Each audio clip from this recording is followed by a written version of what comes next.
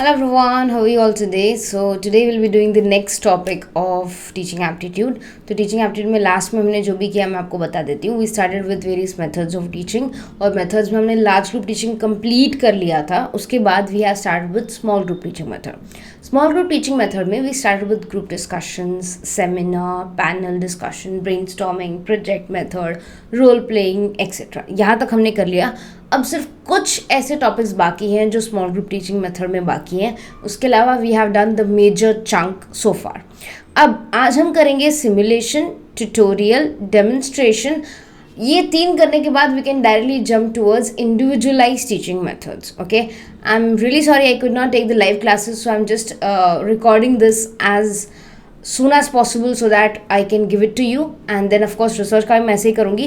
Morning में I'm planning to take recorded classes and then take a live class for MCQs. Okay, so let's see how that works. And तब तक आपको videos तो मिलते ही रहेंगे. Whatever I have promised for paper 1, that is I could say teaching aptitude and research aptitude, you will get it. I will show you the schedule. हाँ, हम schedule से थोड़ा पीछे चल रहे हैं, ये सच है, but yes I am trying to cope up. Okay, so methods of teaching अभी तक हो जाना चाहिए था and we should have started Gagne's 9 levels of learning because आज 10 तारीख है जब मैं ये अपलोड कर रही हूँ. तो ऑफकोर्स मैं शेड्यूल से थोड़ा पीछे जा रही हूँ, मैं एग्री करती हूँ, but I will be providing you all the videos and everything. Don't worry about that.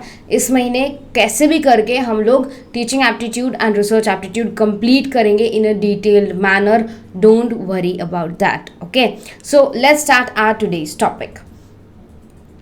Yes, we'll start with this. We'll start with the simulation method. Okay, तो simulation क्या होता है? Simulation अगर आपने airlift मूवी देखी है तो you will not airlift, I think runway, Ajay Devgan की है लेटेस्ट में. airlift नहीं, airlift was of Akshay Kumar. runway 34 I think, yes, that is the movie. तो वहाँ पर लास्ट में जब अजय देवगन सर को अपना इनोसेंस प्रूफ करना होता है तो वो एक सिमुलेशन की डिमांड करता है या सिमुलेटर की डिमांड करता है. So what is that? Simulation या सिमुलेटर एक डिवाइस होता है. ठीक है, तो सिमुलेटर एक डिवाइस होता है जो आपको रियल लाइफ जैसा या रियल एरोप्लेन जैसा, ये सिर्फ एरोप्लेन से नहीं, आप किसी भी एग्जाम्पल से इसको कनेक्ट कर सकते हैं. तो that provides you with a real life example, real life, but it is very very safe. For example, अगर आप मॉल्स में या इवन घर पे गेम्स खेलते हैं, digital games, okay, like counter strike हो गया, then we have other I think PUBG जो बैन हो गया था, I am not very sure about right now. So ये सारे गेम्स जब आप खेलते हैं तो यू फील लाइक आप वहाँ पे जा रहे हैं लड़ने या आप कार ड्राइव कर रहे हैं, बट आप अपने घर पे बैठे हैं, you are very safe, right? तो यहाँ पर you are getting the experience like real life but you are not doing anything, you are very very safe. तो ये एक बहुत छोटा सा एग्जाम्पल मैं बोल रही हूँ, बट यही एग्जाम्पल्स यूज़ किए जाते हैं to teach driving, to teach pilot trainers and to teach various other things जहाँ पे प्रैक्टिकल नॉलेज होना बहुत ही ज़्यादा ज़रूरी है, जहाँ पे आपका साइकोमोटर डोमेन बहुत अच्छे से काम करना चाहिए, वरना आप वो स्किल एक्वायर नहीं कर पाओगे. तो इसीलिए सिमुलेशन एक बहुत अच्छा तरीका है जिससे एक पर्सन सेफ भी रहता है, ऑर्गेनाइजेशन भी सेफ रहता है, टीचर भी सेफ रहता है, लर्नर भी सेफ रहता है, एक्सपेरिमेंट कर सकते हैं और अल्टीमेटली वो स्किल पे महारत हासिल की जा सकती है, फिर रियल लाइफ में उस चीज़ को ट्राई किया जा सकता है. ठीक है, तो ये एडवांटेज. अब हाँ, यहाँ पर आपको ऐसा लगेगा कि दोगली बात हो रही है क्योंकि इकोनॉमिकल मतलब किफ़ायती बता रहे हैं और फिर यहाँ पर कॉस्टली भी बता रहे हैं, तो ये दोनों तो ऑपोजिट हो गए. अगर नंबर ऑफ़ स्टूडेंट्स बहुत ज़्यादा है, लाइक अगर सपोज पायलट ट्रेनिंग में 100 बच्चे आते हैं, तो 100 बच्चों की फ़ीस की वजह से बहुत सस्ता पड़ेगा क्योंकि हमने जो भी लैब इक्विपमेंट लाए हैं या सिमुलेटर लाए हैं जो करोड़ों रुपए का है इन्वेस्टमेंट किया है, वो हमें नॉर्मल पड़ जाएगा क्योंकि हमें सारे बच्चों की फ़ीस मिल चुकी है. बट अगर पायलट ट्रेनिंग में सिर्फ 5 बच्चे आते हैं पढ़ने या काफ़ी कम पायलट्स बन रहे हैं तो ये कॉस्टली पड़ जाता है. So it depends upon the supply and demand of course. तो ये सस्ता पड़ता है और हाँ, एक्चुअल चीज़ों से बहुत ही ज़्यादा सेफ होता है.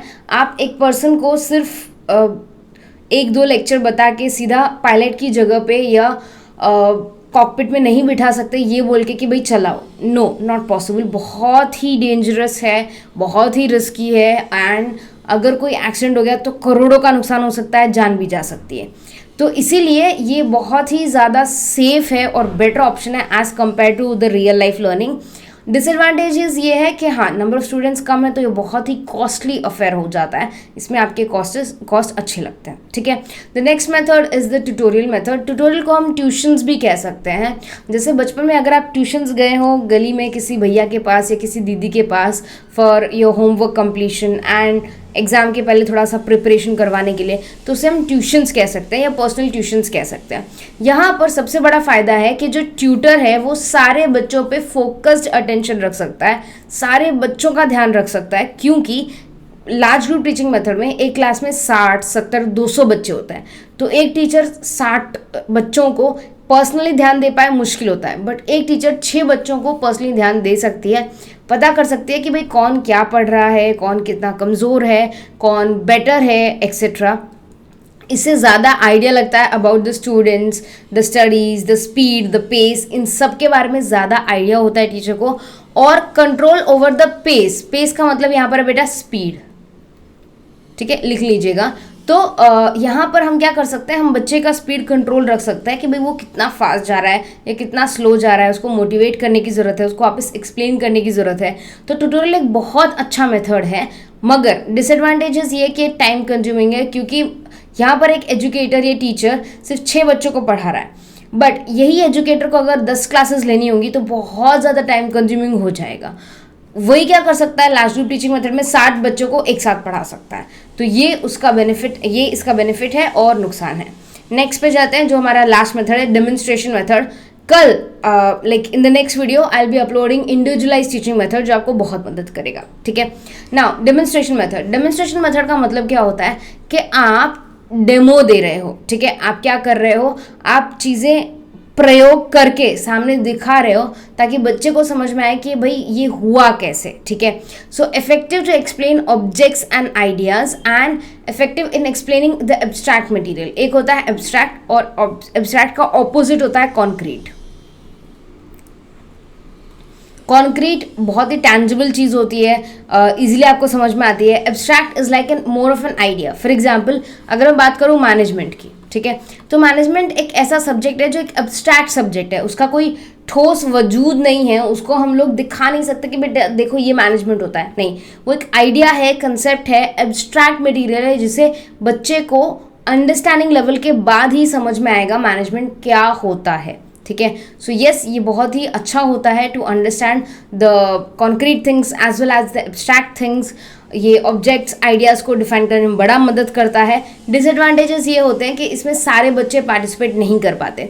साइंस के एक्सपेरिमेंट जो आप लेबोरेटरी में करते हो वो इसका एक बहुत अच्छा स्टैंडर्ड एग्जाम्पल हो सकता है, राइट। सो नेक्स्ट क्लास में मैं फटाफट इंडिविजुअलाइज टीचिंग मेथड करा दूंगी और फिर हम लोग कंटिन्यूसली मतलब 11 तारीख से whatever the schedule was will be able to follow that particular schedule. Like teaching aid से हम लोग कंटिन्यू कर सकते हैं and then we can even practise question and answers, okay. So that's it for today. Take good care of yourself. Study hard, everyone. Bye.